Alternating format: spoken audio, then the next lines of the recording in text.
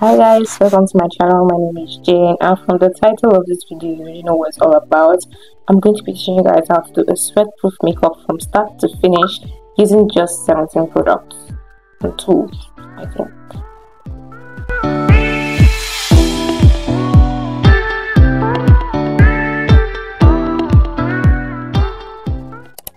This tutorial is going to be divided into 3 categories / sections. The first one is going to be the skin prep. I'm going to be teaching you guys how to do your skin prep. The second one is going to be your makeup base, and then the third one is going to be your powder base. Let's get into it. For the skin prep, I'm going to start with the first product, which is also the start of this makeup tutorial. It's my sweat block. Without the sweat block, there's no sweat-proof makeup.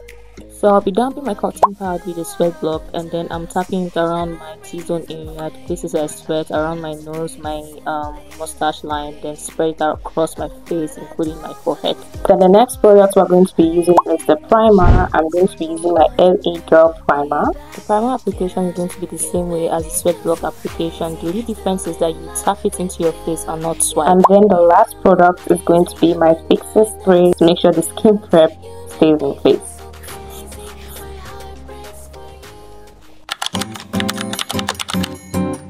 The first product we're going to be using is my foundation. This is actually a concealer. I like using it as my foundation, and this is from Avoa Cosmetics. So the next two we're going to be using is your beauty blender. You can use your foundation brush, but I prefer using a beauty blender because it's like dabs it in. Make sure your beauty blender is damp and soft, but not wet when you squeeze it. Just damp and soft.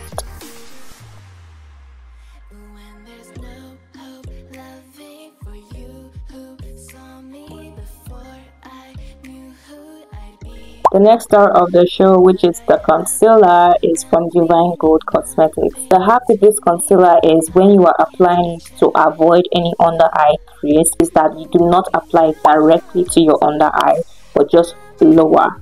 Then when I'm blending it, I blend it first, then blend it upwards. If you understand what I mean. When applying your concealer, it's best to apply it at the T-zone area, including your forehead and the middle of your nose. And when blending it, what I was trying to say is that you use a remnant on your beauty blender and go ahead, tap it or blend it into your inner corners and under your eye area. Just like that. Perfect.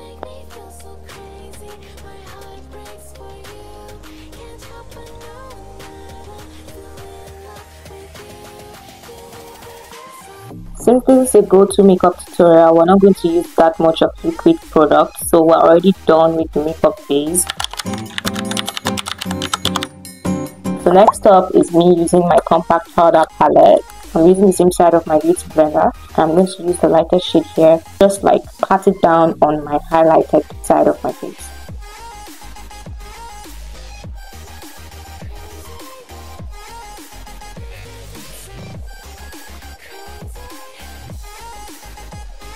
After that, I'm going to use this other shade here. I'll use it below my jawline, so which is here, just to give it that sculpted look. So after that, for the contour look, I'm going to be using the darker shade here to give it that bronzed look, just to sculpt my face. I'm using a powder brush, which is the other tool we're going to be using for this tutorial. And I'll dab it into the powder, and I'll use it for my forehead side, up to my chin side. Next tool is your concealer brush. Basically what I'm going to use this concealer brush to do is to contour my nose. So I'm using the darker shade from my powder palette to just swipe around the sides and corners of my nose to give that snatched look. Then I'm using my powder brush to just, blend the other parts of my face. And the next product we're going to use is the baking powder. It's very important for your under eye area. So I love baking. If you don't like baking, you need to learn how to bake because it's very important. When applying the baking powder, you're meant to use the flat surface of your beauty blender, and then you tap the excess product at the back of your hand and then apply it around your T-zone area, including your eyebrows and underneath your cheekbones to give it that, contoured and snatched look.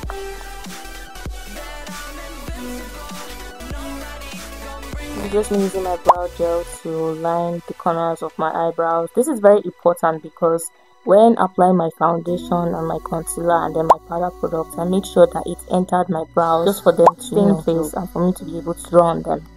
So I'll go over with my powder and I'll just like dab it on it and then make sure the concealer part of my brow more matte. So while reaching the eyeshadow part, I think the eyeshadow is too dark. We want to make it more light and more natural looking. So I'm going to go over with my powder palette, but I'm not going to use any eyeshadow palette today. So I'm going to use the same powder palette and I'm going to use this light shade here, this one, and I'll mix it with like the white. So I'll mix the two together and then I'll just put it on my eyelid here. I'll use the same brush that I used earlier for my brow side and I'll just like blend it together to remove any harsh lines. So the next thing we're going to use is my eyeliner. Since the natural look, I feel like eyeliner should be there, don't you think? The next product I'm going to be using is a waterproof eyeliner again, but this is a charcoal one and I'm going to use it for my waterline area.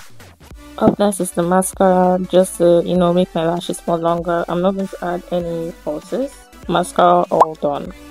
Next up, I'll be using my blending brush just to dust off that baking powder and then blend all the sides of my face to remove any harsh lines.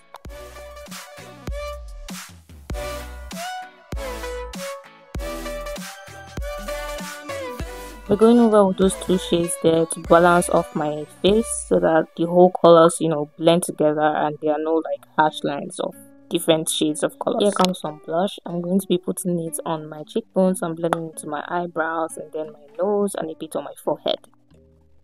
Since it's a nude makeup, I'm going to go over with some nude lips, so I'm just lining my lips. And then I noticed that my mascara stained my eyelids, so the trick is just to use your mascara spoolie to dust it off, to just comb it off.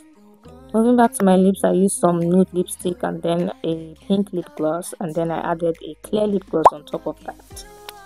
So for the final look, I used my fixing spray to make my face more damp, and after that I used my locking spray to lock it in.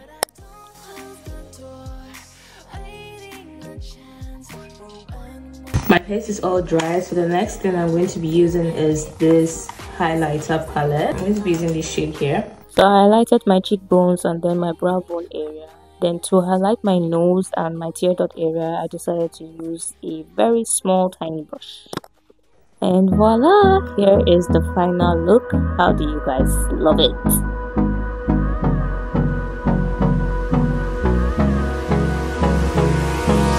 Hold me close till I get up. Time is barely on our side.